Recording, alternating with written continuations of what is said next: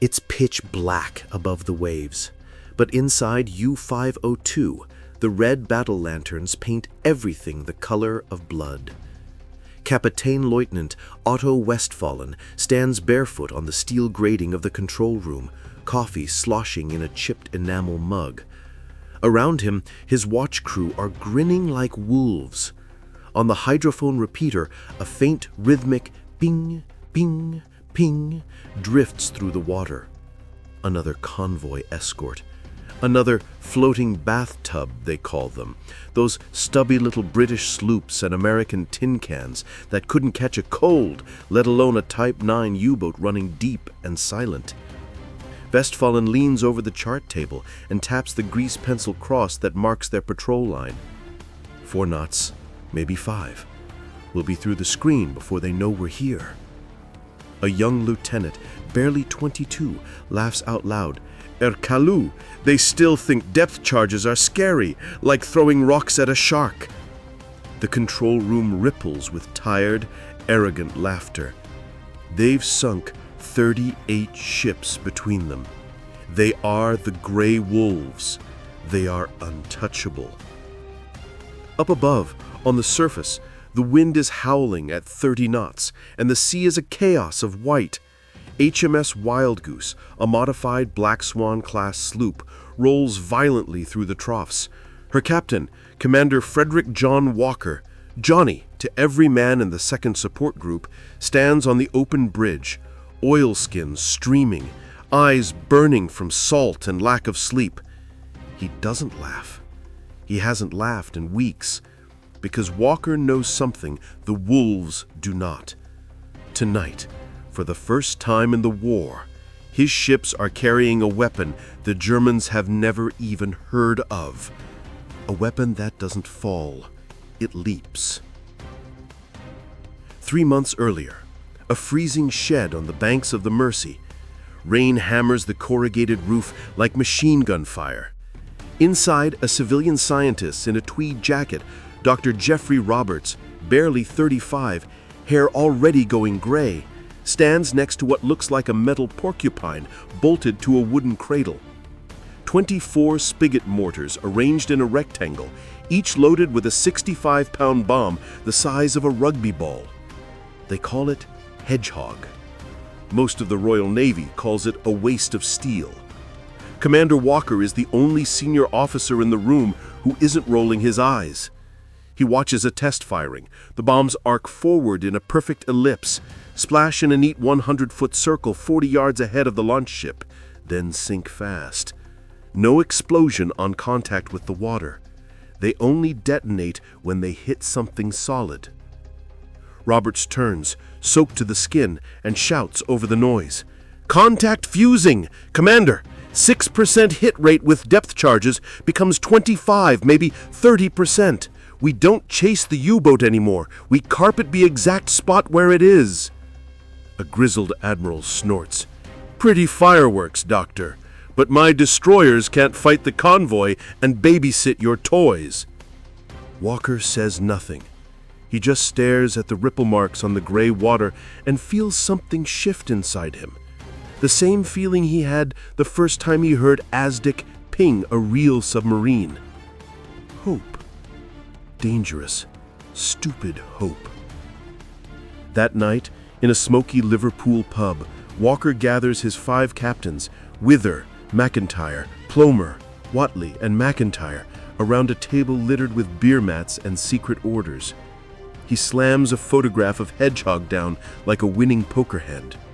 "Gentlemen," he says, voice low, "we are going to turn the Atlantic into a killing box, and the Germans are going to laugh right up until the moment the sky falls on them from the front." The laughter is gone now.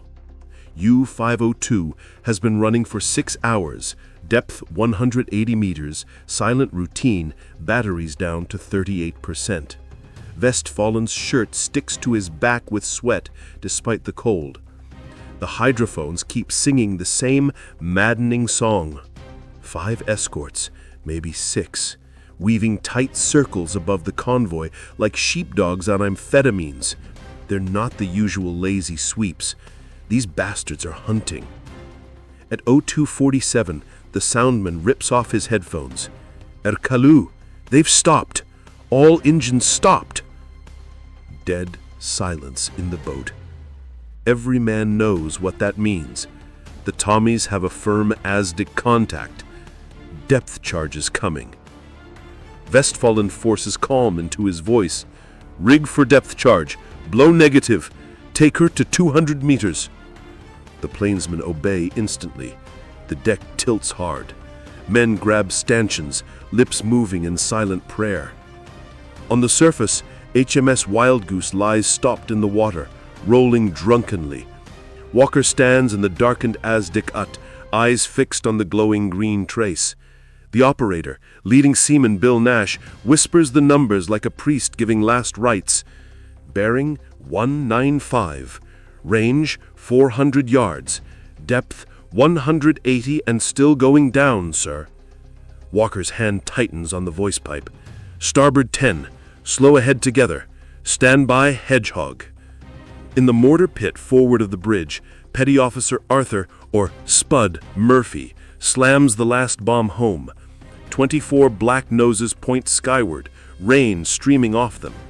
Murphy looks aft toward the bridge, catches Walker's nod, and pulls the lanyard. Nothing happens the way the Germans expect.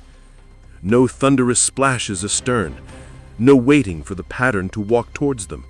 Instead, 24 whooshes directly ahead of the sloop, a perfect oval of splashes dead on the bearing. The bombs disappear almost politely. Then, nothing. 10 seconds. 15.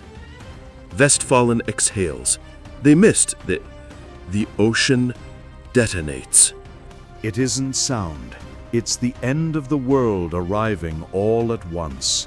6 of the 24 bombs find U-502's pressure hull in the same heartbeat. Not one explosion, 6. The contact fuses kiss steel and the sea turns white hot.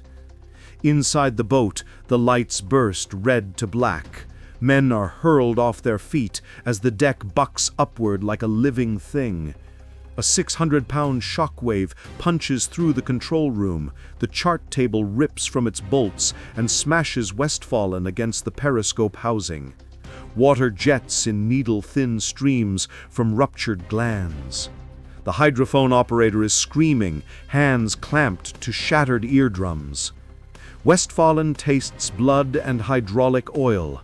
He drags himself upright, roaring through the dark. Damage report.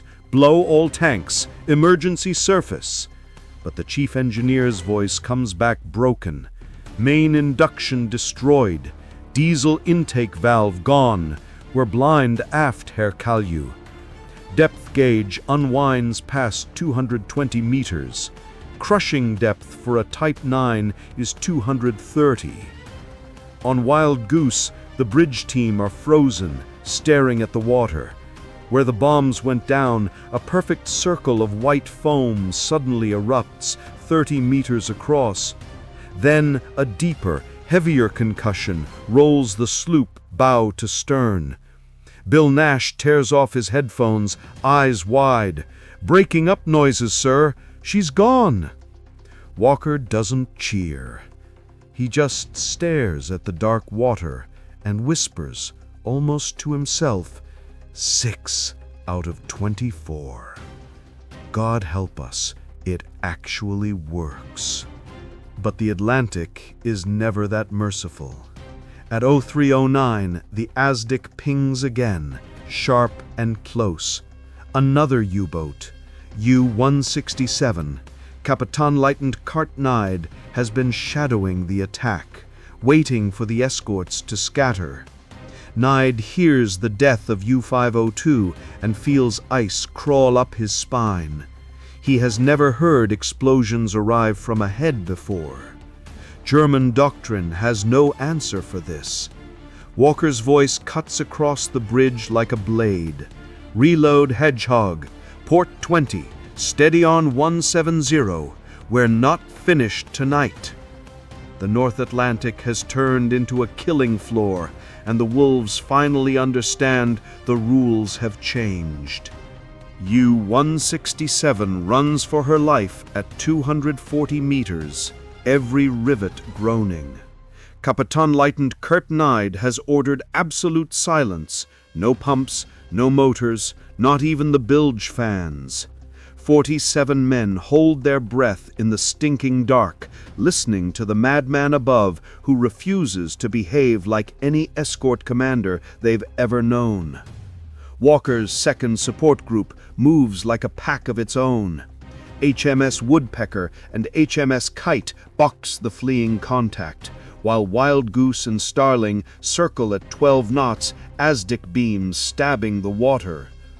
Every time the trace sharpens, Walker stops dead, lets the sea settle, and fires another elliptical storm of hedgehogs.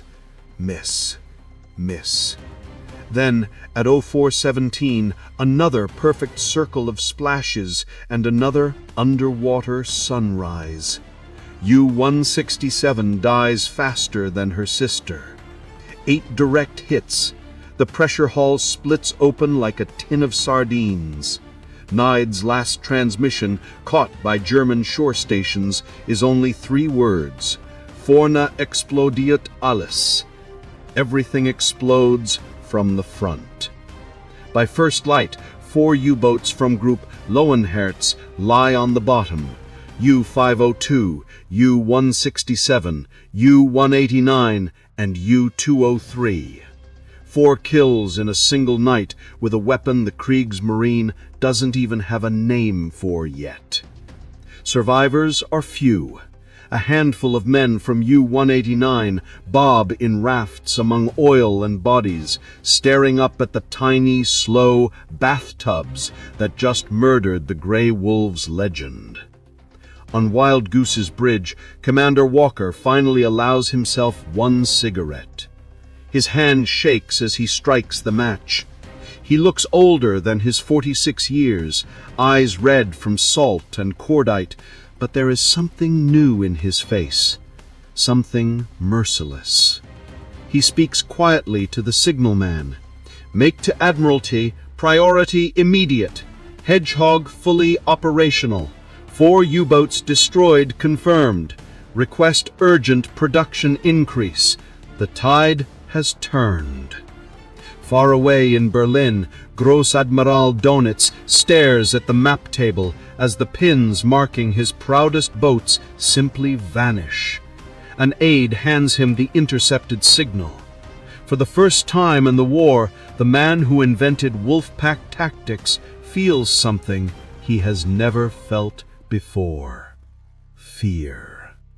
The laughter in the dark is over. From this night forward, every time a U-boat commander hears engines stop overhead, he will know what comes next.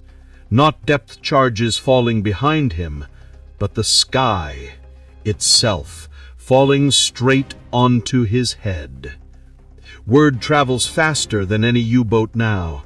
In the concrete pens at Lorient, Brest, and La Pallice, the old arrogance curdles into something poisonous. Crewmen whisper in the damp corridors.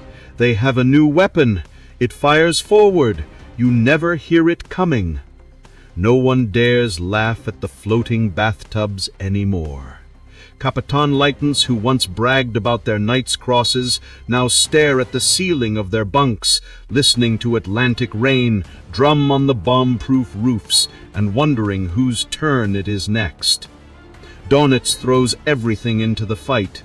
He orders snorkels rushed into service, acoustic torpedoes, heavier flak guns, anything to let his boats breathe or fight on the surface again. But it is already too late. Walker's second support group has become the template.